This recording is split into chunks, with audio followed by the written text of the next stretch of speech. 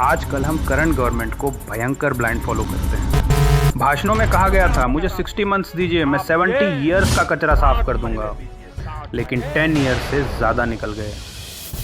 मैंने और आपने भी इस उम्मीद में वोट दिया था कि देश में एजुकेशन क्रांति आएगी, मिडिल क्लास को free hi fi health facilities मिलेंगी, नेताओं की वीआईपी सब्सिडी ख़त्म होगी, पर ग्राउंड पर रिजल्ट ज़ीरो है। अब ज़रा हमारे पड़ोसी देश नेपाल को देखिए। वहाँ के यंग लीडर और प्राइम मिनिस्टर बालेन शाह ने बिना किसी पुरानी सरकार पर ब्लेम गेम खेले कुर्सी पर बैठते ही सीधा इमीडिएट एक्शन लिया है। कैमराबाजी और झूठे दिखावे का टाइम गया दोस्तों। असली सिस्टम रिसेट का ब्लूप्रिंट कैसा होता है, चलिए डिकोड करते हैं। वेलकम टू अमृत डिकोड्स, और इस वीडियो को एंड तक ज़रूर देखना। तो चलिए सबसे पहले बात करते हैं हमारे सिस्टम की सबसे बड़ी बीमारी की। हमारे यहाँ कॉलेजेस की रियलिटी क्या है। चाहे कोई भी बड़ी यूनिवर्सिटी हो, ये कॉलेजेस सिर्फ वोट बैंक फैक्ट्री बन चुके हैं। पढ़ाई कम, हंगामा, हड़ताल और ज़्यादा होती है। दोस्तों, आगे बढ़ने से पहले आप सबसे एक कड़वा फ्लैश क्वेश्चन। अगर एक छोटा सा पड़ोसी देश नेपाल एजुकेशन सिस्टम की इतनी बड़ी बीमारी ठीक कर सकता है, तो हमारा इतना बड़ा देश ऐसा क्यों नहीं कर पा रहा? नीचे ऑप्शंस दिए गए हैं, 1 सेकंड के लिए वीडियो पॉज करें और सवाल पढ़ें। ए, क्योंकि हमारे नेताओं को वोट बैंक चाहिए। बी, क्योंकि सिस्टम सुधारना इनकी प्रायोरिटी है ही नहीं। सी, क्योंकि हम जनता फ्री की रेवड़ी में खुश हैं। डी, ऊपर के सभी, ऑल ऑफ दी अबव। आपका जवाब क्या है? अभी ABCD में कमेंट करके बताओ। लेकिन नेपाल में प्राइम मिनिस्टर बालेन शाह ने अपने 100 पॉइंट मास्टर प्लान में सबसे बड़ा आदेश दे दिया है। सारी पॉलिटिकल पार्टियों को 60 डेज के अंदर अपने स्टूडेंट विंग्स कैंपस से हटाने होंगे। इस यंग लीडर ने सीधा उस सिस्टम को चैलेंज किया है जो नेता पैदा करता है। उनका लॉजिक सिंपल है, कॉलेज सिर्फ पढ़ाई के लिए है, नेतागिरी के लिए नहीं। इंडिपेंडेंट स्टूडेंट काउंसिल्स बनेंगी बिना किसी पॉलिटिकल पार्टी की फंडिंग के। इस लेवल का एक्शन लेने के लिए जिगरा चाहिए। ये तो हो गई कॉलेजेस की बात, लेकिन छोटे बच्चों का क्या? अब ध्यान से सुनिए दूसरा सबसे बड़ा पॉइंट। हमारे यहाँ बचपन से बच्चों को रट्टा मार मशीन बना दिया जाता है। नेपाल ने इस मेंटल टॉर्चर को ख़त्म करने का रियल मॉडल दिखाया है।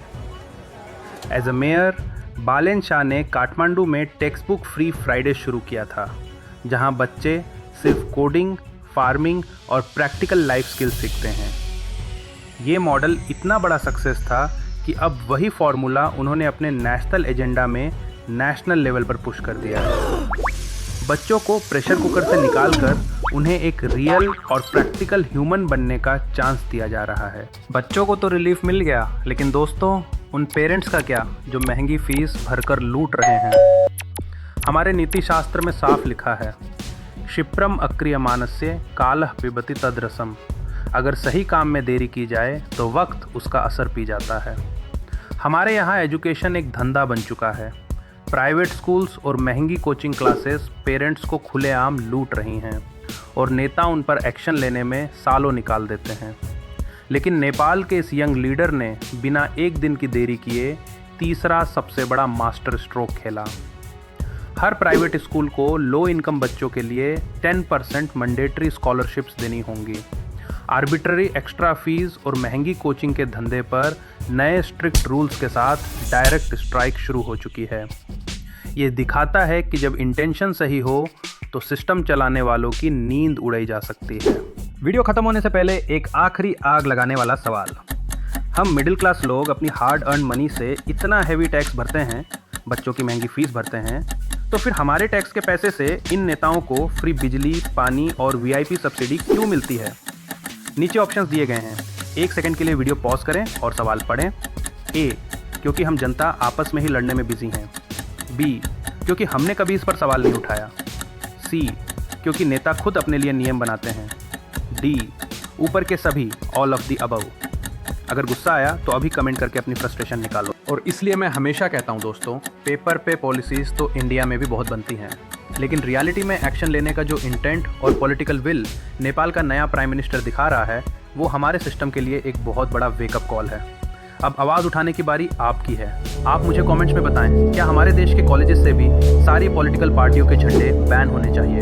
बिना डर अपना ओपिनियन नीचे लिखिए। और ऐसी ही फैक्ट चेक्ड और आंखें खोल देने वाली सच्चाई के लिए अमृत डिकोड्स को अभी सब्सक्राइब करें। इस वीडियो को हर पेरेंट और स्टूडेंट के साथ शेयर करें। जय हिंद।